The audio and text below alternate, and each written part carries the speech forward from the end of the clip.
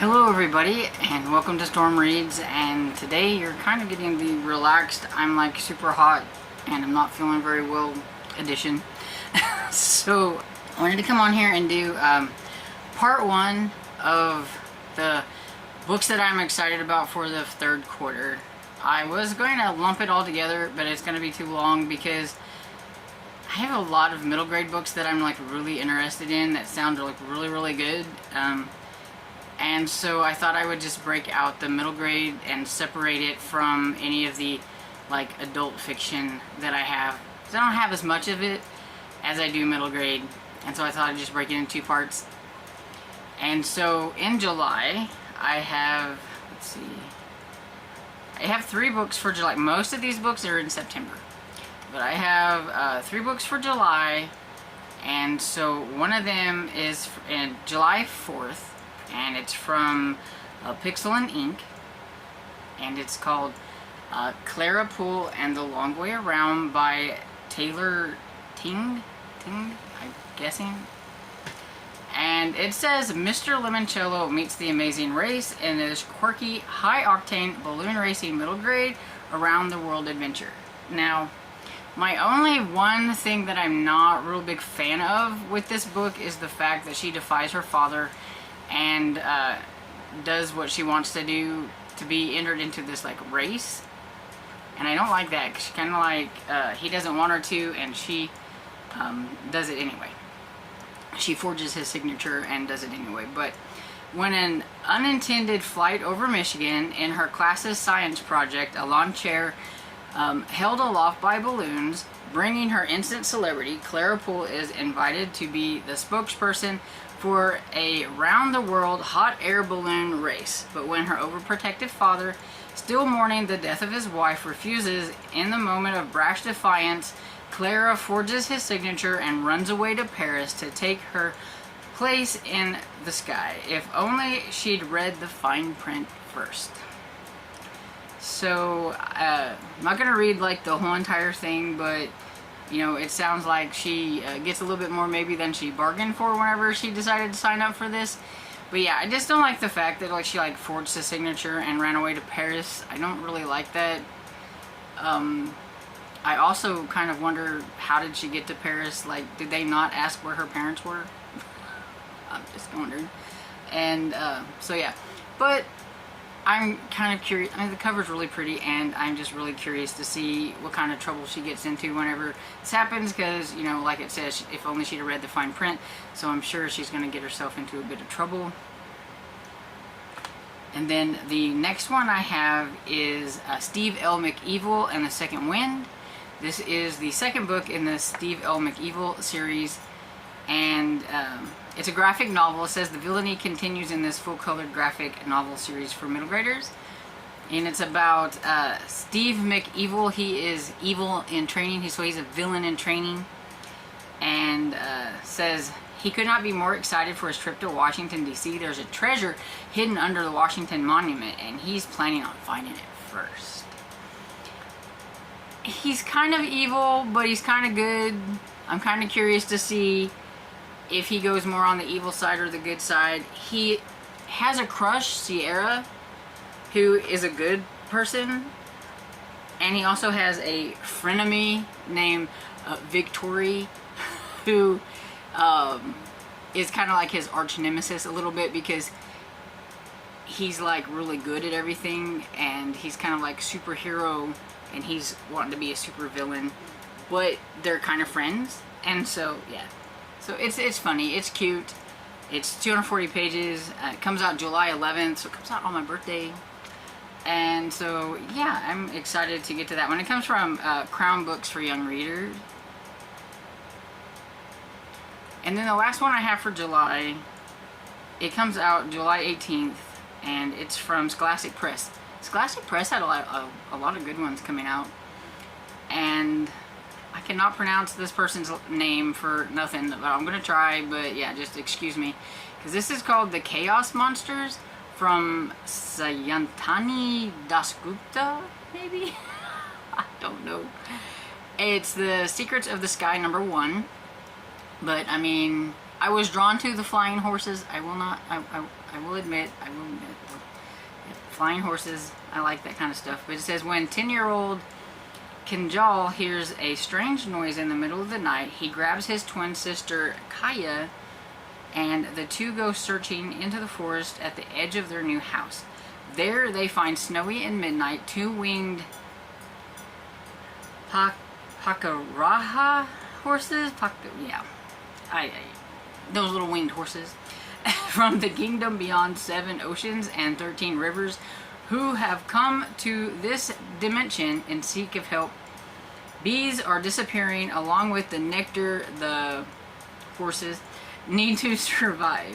Whisked away to a magical realm, the twins must use Kaya's scientific skills and Kinja's love of books and language. But then they discover that the disappearance of the bees is more nefarious than they thought, and the plot goes all the way to the top. And so yeah, it's a middle grade fantasy. It sounded kind of fun. 240 pages. And so yeah, I'll always be reading series, so you're gonna see a lot of book ones probably on here. Okay, so that was the last of the July ones, and so for August I have August 1st from let's see, Little Brown Books for Young Readers. I have Tessa, Mayata is No Hero by Julie Abe. And I've read some books by Julie Abe before, so I was curious about this one. And it is the first in the Tessa Mayata series. And hopefully I'm not butchering that name too much. But this is a thrilling and charming middle grade series steeped in Japanese lore and mythology, perfect for fans of Zachary Ying series. But Tessa Mayata has never fit in.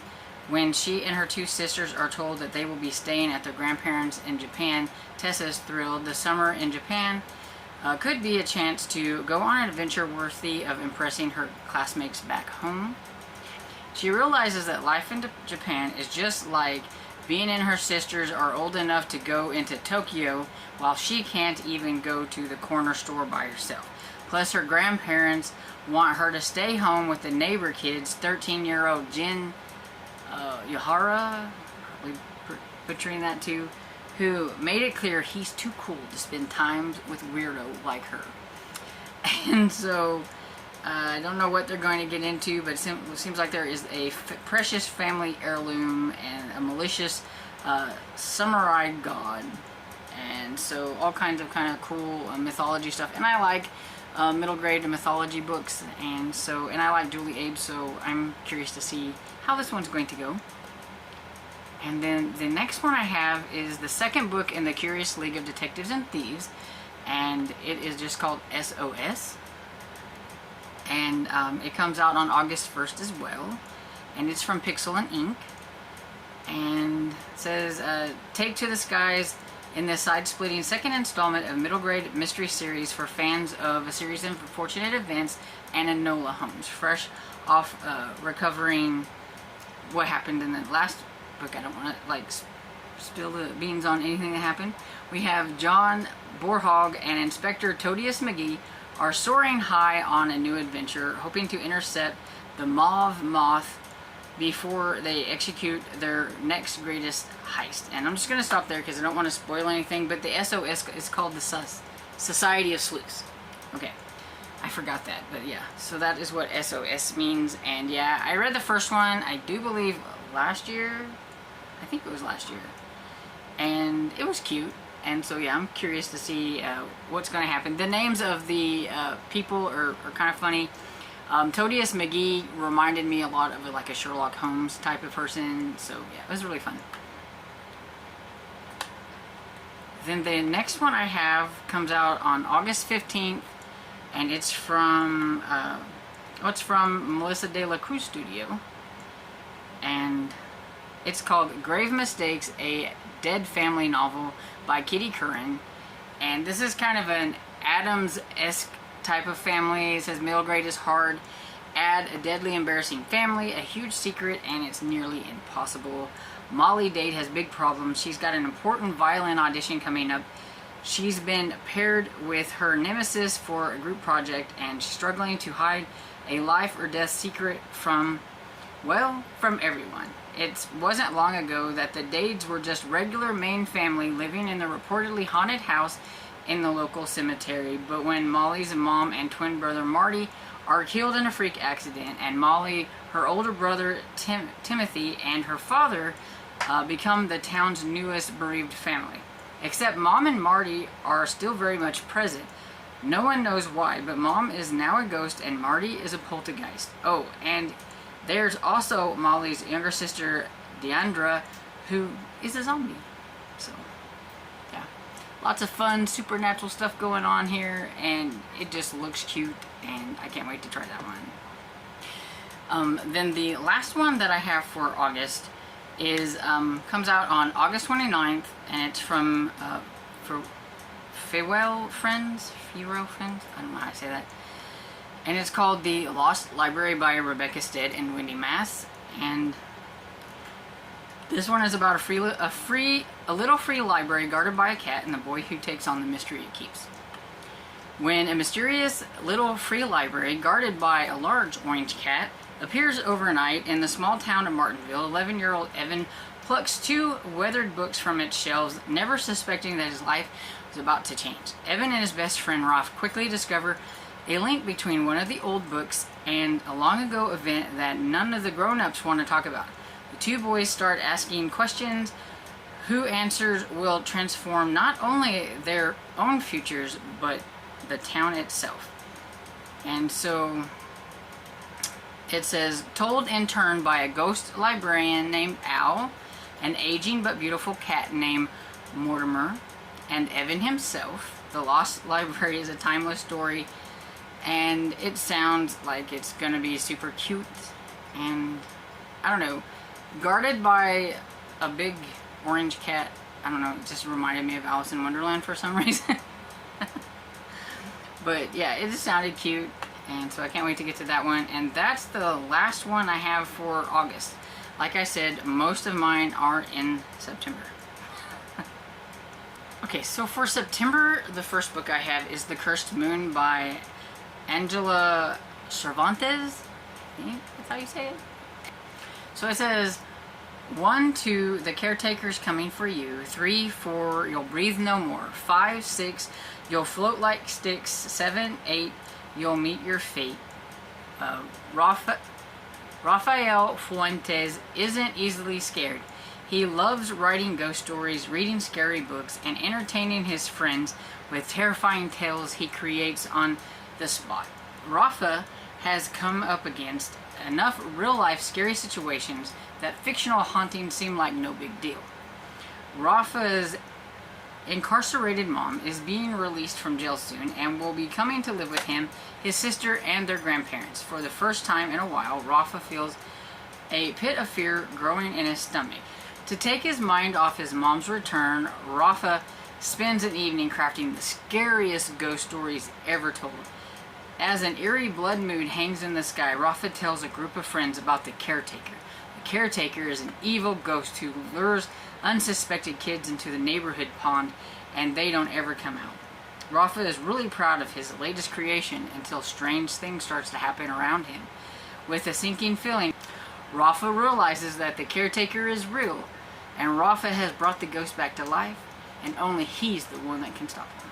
So, sounds spooky good. It'll be really good for, you know, Halloween time, it sounds like. Then we have The Curious Vanishing of Beatrice Willoughby by G.Z. Smith. Comes out April 5th from Holiday House.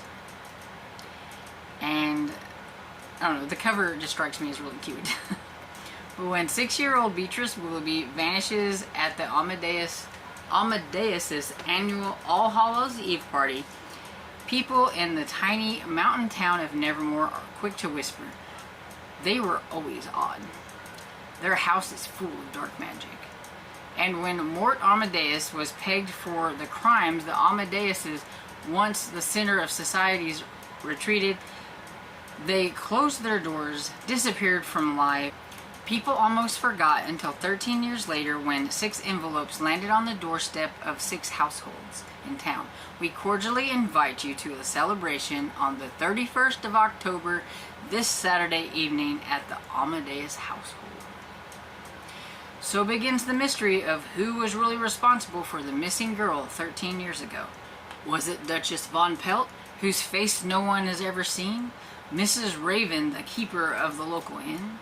Woodworm, the Amadeus' mysterious caretaker? Dr. Fuzel, the town's pharmacist? Count Baines, who seems to know when unlucky things are about to happen? Judge Ophelius, who presides over Beatrice's case originally? Mr. and Mrs. H, a couple who no one can ever quite remember, or somehow might precocious 13-year-old Dewey and his storytelling dad, Chaucer, be somehow mixed up in all of this. The guests must work together to identify the guilty party among them over the course of the evening, but beware of the ticking clock, because at midnight everything is going to change. Told from different perspectives, this is a sly, dark, funny mystery filled with strange characters and set in a mansion deep, deep in the woods. So it says it's perfect for readers on a dark autumn night, and it sounds really good. And I can't wait. And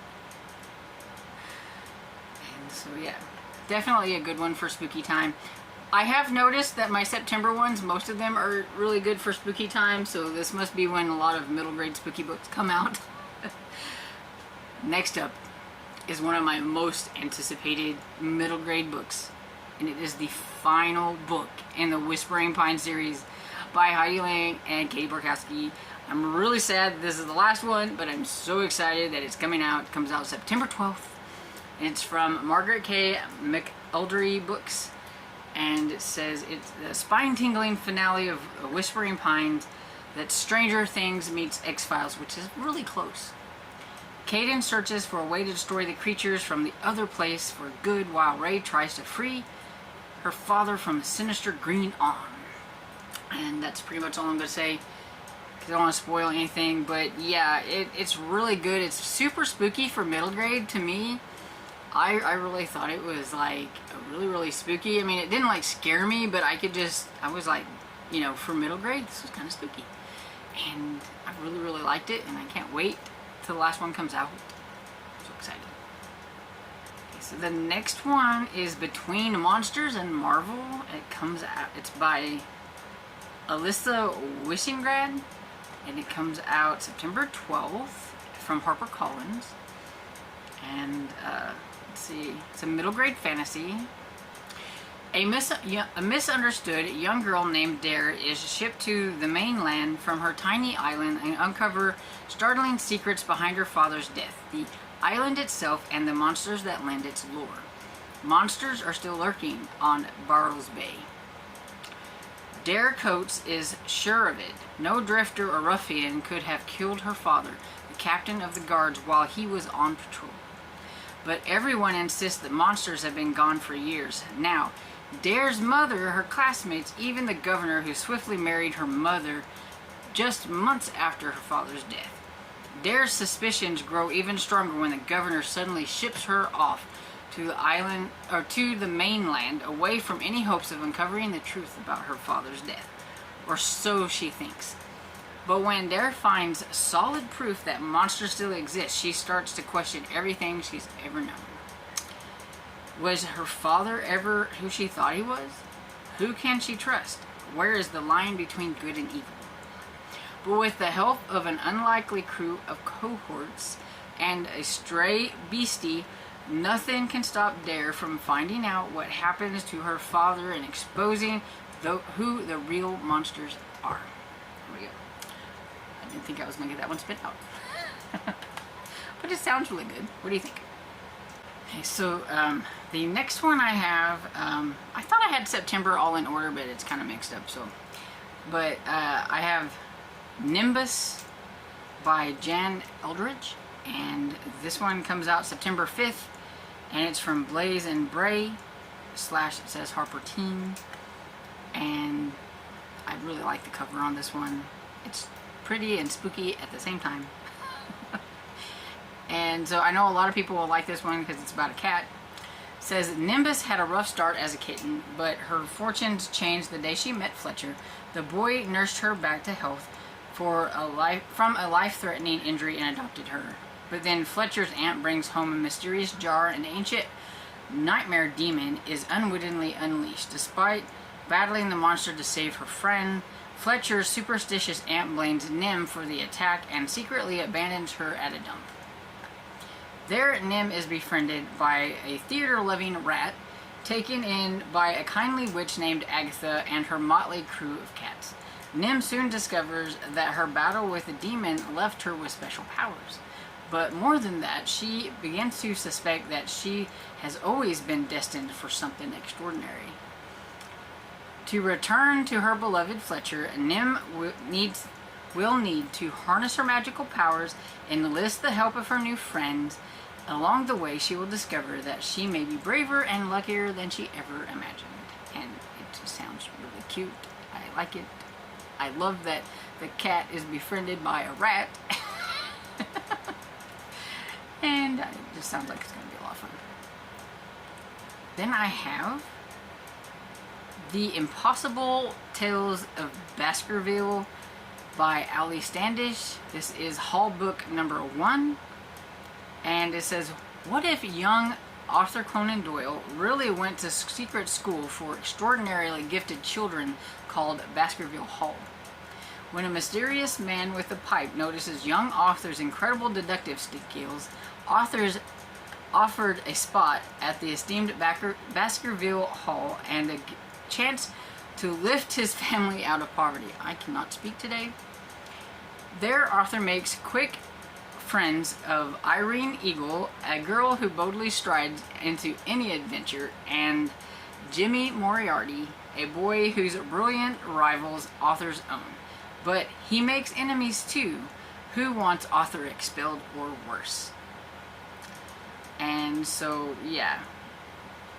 It's so cute because it's like kind of based on like Sherlock Holmes. And, you know, you've got Irene who is a kid, and you've got Jimmy Moriarty, and Arthur Conan Doyle is a kid. It's so cute. I gotta read this one. It also says, meanwhile, he will finally meet the man who becomes his greatest mentor, Professor Sherlock Holmes. Oh. Okay, so I'm a little confused about this one because there's like 2 different publication dates, so I'm wondering if HarperCollins picked it up, because it says it was first published January 1st of this year, but then it says this edition, which is the one that I found at NetGalley and stuff, it says September 12th by HarperCollins. So, I don't know. But either way, I'm really excited for this one. Then the next one is another one of my most anticipated. It is the next book that Lindsay Curry has out, called It Found Us. And talk about your spooky covers. For middle grade, this is a little spooky to me. I think they're getting a tad bit too spooky on the covers. I will say that. I do like reading them, but those covers would scare a kid, I think. Anyway, that's just my take on things. And this one comes out September 5th by Sourcebook Young Readers. And it says, let's see, 12-year-old Hazel Wood has always had an unusual knack for sleuthing. Some may call it snooping, but all she really wants is to solve mysteries around town. So when she's not so accidentally overhears her brother Den planning to sneak into the cemetery at night for an epic game of hide and seek, she decides to secretly tag along. That's never good. Never good. This seems like the perfect opportunity to investigate the claims that the cemetery is haunted. But the moment the game ends, Hazel realizes something very, very wrong. From her hiding spot in the bushes, she overhears that her brother's best friend Everett is missing. Everyone else was found by the Secret, but there's no sign of Everett anywhere. It's as if he's just vanished. Hazel and Den are determined to find Everett before it's too late. But as they begin to unravel the terrifying clues that started appearing since the night of the graveyard, eerie whispers that sound like somebody's counting, an intermittent smell of smoke, and the cold, lost presence that follows them everywhere. She's not sure what they are dealing with, but Everett needs more than search parties and scent tracking dogs to find him, especially if his disappearance is tied to the history of the cemetery and the lost century-old spirit that might still be trapped there. Yes, sounds very good. Oh, I can't wait. It sounds really good. And I haven't had a Lindsay Curry book yet that has disappointed me, so I have high hopes for this one. And yeah, I can't wait to get to it. Then the next one I have is The Ghost Job by Greg Van Eckhout. Probably pronouncing that wrong. This one comes out September 26th. It's from HarperCollins. I've read The Weird Kid by this author and I enjoyed it, so I had to put this one on here. It says, ghosts make the best thieves in this pitch perfect middle grade adventure from the acclaimed author of Weird Kid. And says, let's see, anyone looking for an Ocean's 11 style heist, Zenith and her friends may be dead, but lucky for them, even getting ghosted wasn't enough to tear them apart. The four of them were thick as thieves long before the unfortunate lab accident that sent them careening into the afterlife. So when they hear about a machine that could return them to the land of the living, they are determined to steal it. Unfortunately, the magical device belongs to a dangerous necromancer who's out for their ectoplasm. Fortunately, they're great at heist because pulling off the score of their dead times is no job for an amateur. It sounds fun. I can't wait. So the last one that I have is the super secret Octagon Valley Society by Melissa De La Cruz. Mouth is not wanting to work today. So it's a new series from Melissa De La Cruz, and so this is the first one in probably, I'm guessing, the super secret Octagon Valley Society. Or maybe just super secret, I don't know. You only get in if you're extraordinary. After passing an intense exam, Edwin Edgefield becomes one of the lucky few to attend an exclusive weekend at the mysterious high-tech institute of the uber-famous, ultra-bazillionaire genius recluse, Anasonder Octagon. My goodness. Edwin hopes he'll meet other kids like him, kids who will accept him even though he's got a photographic memory, genius-level math skills, and some very specific personality quirks. But when he meets the other misfits, students, he starts to wonder if they're all in the right place. There's amateur rapper Little Kimmy, violin prodigy Julie, video game obsessed Anton, teacher's pet Ting Ting, mean girl Maureen, and surfer dude Dilip. And we're not even going to talk about Harold. I don't know, it just sounds fun. Are you sitting down? Because this is when things get really weird. Octagon's weekend events include an escape room challenge, zero gravity chambers, a river full of piranhas, and some ninjas? Surviving Octagon Valley may require these outcasts to embrace their inner weird and become greater together than they ever were separately. Those who rise to the wacky occasion will be treated to the biggest, most spectacular surprise of their lives. A chance to be truly extraordinary. I don't know if I said, but this comes out September 5th from Disney Hyperion, and yeah, it just sounds like a lot of fun. Oh, I never read the whole blurb until just now, and yeah, that sounds fun. I can't wait. But that is the last book I have for September for middle grade books. And see, now you know why I had to split this up, because there are quite a few middle grade books that are coming out, and I'm sure there are still some that I missed, that I didn't see, that maybe weren't up in places, because sometimes publishers don't put their books up until right before the month, and so then I miss them and everything. But yeah, that was quite a few books just for what I've got right now, and so I think it's pretty good. And so, do any of these interest you? Let me know what you thought about them down below in the comments, and I hope you enjoyed this video, and if you did, please give it a thumbs up and subscribe, and I will see you all next video. Bye!